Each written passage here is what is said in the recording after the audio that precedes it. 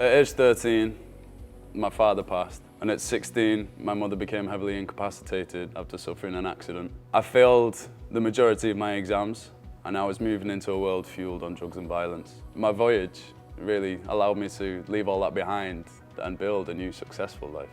Now, it's a very bold statement, but tall ships, they really did save my life.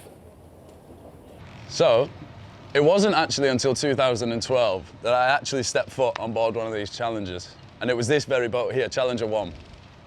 Now, I couldn't, for the life of me, figure out why anybody would want to be on board one of these boats. You see, the way the wind reacts against the sails causes the boat to tip. And it's frightening, to be quite honest. Well, it is if you don't necessarily have some experience on the boats. Turns out I was just overreacting.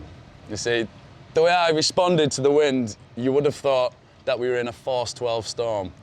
However, we were simply motor sailing across the Cowes under the power of the engine.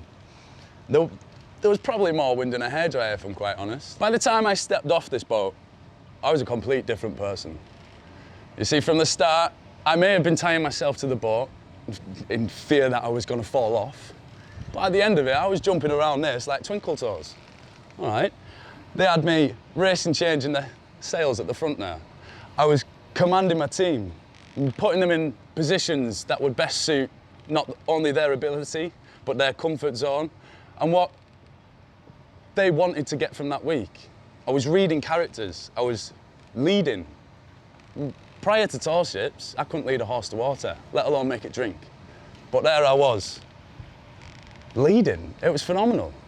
And since Tall Ships Youth Trust, my first voyage with them, the things that I've done, I 100% know I wouldn't have done if I hadn't have gone on board the first time. All right, I went back to college.